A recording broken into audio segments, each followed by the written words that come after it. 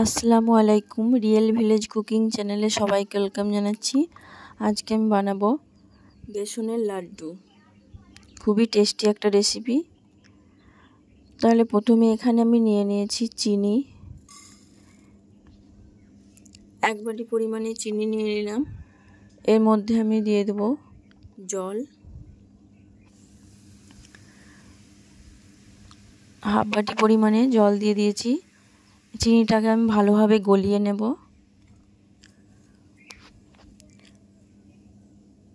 লাড্ডুর জন্য যে মিষ্টিটা ব্যবহার করা হয়, আমি এই চিনির মধ্যে চিনিটাকে গলিয়ে আমি গুঁড়ো করে নেব।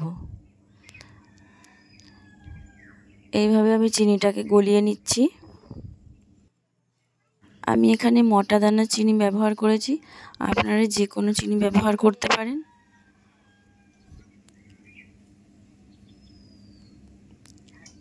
আমি এখানে চিনিটা ভালোভাবে গলিয়ে নিচ্ছি।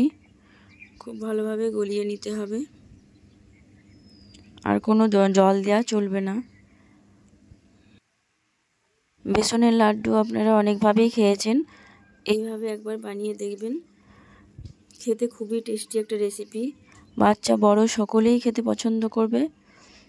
যে কোনো অনুষ্ঠানে বাড়িতে বানাবেন, খেতে খুবই ভালো লাগবে।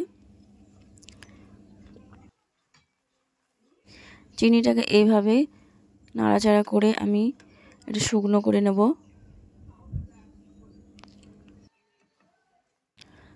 আপনারা পুরো ভিডিওটা দেখবেন এবং বাড়িতে অবশ্যই বানাবেন।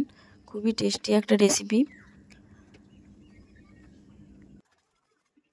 নাড়াচাড়া করার পর এরকম দানা ভাব হয়ে যাবে। আবারও আমি কিছুক্ষণ নাড়াচাড়া করে নেব খুব ভালোভাবে, যতক্ষণ না এর চিনির মধ্যে যে জলটা আছে এক্সট্রা জলটা শুকিয়ে যায়।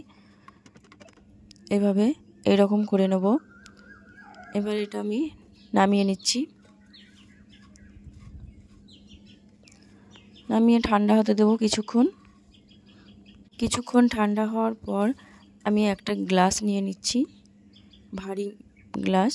এর মধ্যে আমি এইভাবে ভালোভাবে আমি গুঁড়িয়ে নেব। এইভাবে টিপে টিপে ভালোভাবে গুঁড়িয়ে নিতে হবে। এই চিনি দিয়েই আমি লাড্ডু বানাবো। দিয়ে একটা ছাঁকনির সাহায্যে আমি এটাকে চেলে নিচ্ছি। এবার যে এর মধ্যে যে মোটা দানাটা থাকবে সেটা আমি বাদ দিয়ে দেব। এটা আমি বাদ দিয়ে দিচ্ছি। এই গুঁড়ো চিনিটার মধ্যে আমি এটার মধ্যে লাড্ডু বানাবো। খুব সুন্দরভাবে গুঁড়ো হয়ে গেছে, হালকা একটু দানা দানা ভাব আছে। এটা দিয়েই আমি লাড্ডু বানাবো। তার জন্য এখানে আমি একটা কড়াই নিয়ে নিয়েছি ঘি। আপনারা চেষ্টা করবেন দেশি ঘি দিয়ে এটা লাড্ডুটা বানানোর। স্বাদ এবং গন্ধ দুটোই ভালো লাগবে, খেতে খুবই টেস্টি। ঘিটা কিছুক্ষণ গরম হয়ে এলে এর মধ্যে আমি দিয়ে দেবো বেসন। আমি এটা লো ফ্লেমে বানাবো। প্রথমে তেলটা আমি লো ফ্লেমে বানিয়ে নিয়েছি। এর মধ্যে আমি দিয়ে দিচ্ছি 1 বাটি পরিমাণে বেসন। বেসনটা দিয়ে খুব ভালোভাবে নাড়াচাড়া করতে হবে,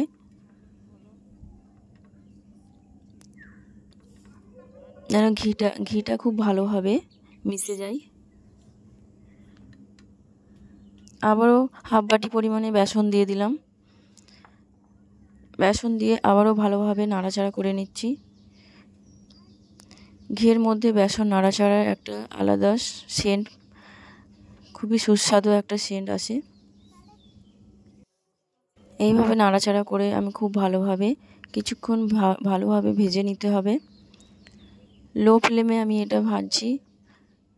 এটা লক্ষ্য রাখতে হবে যেন তলায় বসে না যায় বা পুড়ে না যায়। আমি নাড়াচাড়া খুব ভালোভাবে এটাকে মিশিয়ে নিচ্ছি। এটা আমার প্রায় হয়ে এসেছে। এর মধ্যে আমি অ্যাড করে দিচ্ছি এলাচের দানা। আমি দিয়ে দিলাম। এলাচের দানার একটা আলাদা সেন্ট, খুবই ভালো লাগে, খুবই সুস্বাদু। এটা আমার প্রায় হয়ে এসেছে। আমি একটা প্লেটের মধ্যে সার্ভ করে নিচ্ছি। প্লেটের মধ্যে নিয়ে নিয়েছি। এর মধ্যে দিয়ে দিচ্ছি আমি কাজুকে আমি গুঁড়িয়ে দিয়ে দিয়েছি। এবার এটা আমি এই চিনির মধ্যে, যে চিনিটা আমি চেলে রেখেছিলাম, সেই চিনির মধ্যে দিয়ে দিচ্ছি। চিনির মধ্যে দিয়ে আমি ভালোভাবে মিশিয়ে নেব। খুব ভালোভাবে মিশিয়ে নিতে হবে। এটা আমি হাত দিয়ে খুব ভালোভাবে মিশিয়ে নেব। প্রথমে চামচ দিয়ে মাখিয়ে নিচ্ছি। মাখিয়ে নেওয়ার পর হাত দিয়ে এইভাবে ভালোভাবে থেসে মাখাতে হবে, যেন চিনিগুলো বেসনের মধ্যে খুব ভালোভাবে মিশে যায়। এই পর্যায়ে আপনারা দুধ অ্যাড করতে পারেন।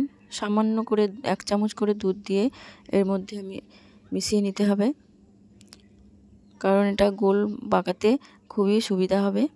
এইভাবে আমি গোল শেপ দিয়ে নিচ্ছি। হাত দিয়ে চেপে চেপে এইভাবে ঘুরিয়ে নিচ্ছি। একটা গোল শেপ দিয়ে নিলাম। যে এরকম করে প্রতিটা এরকম করে বানিয়ে নিতে হবে। আমি আবারও বানিয়ে নিচ্ছি। ঠিক একইভাবে আমি সব প্রতিটা বানিয়ে নেব। আপনারা লাড্ডুগুলো যে চিনিগুলোর মধ্যে হালকা করে মাখিয়ে নিতে পারেন, দেখতে সৌন্দর্য লাগার জন্য। আমি একটা প্লেটের মধ্যে সব কটা তুলে নিচ্ছি।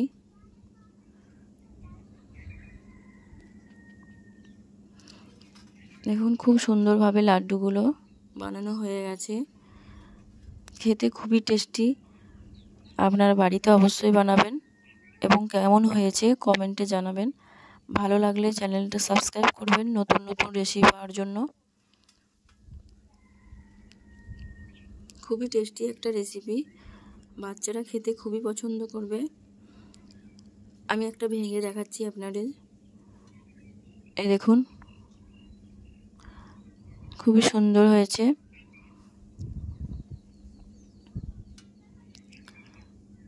লাইক, কমেন্ট, শেয়ার করবেন। খোদা হাফেজ।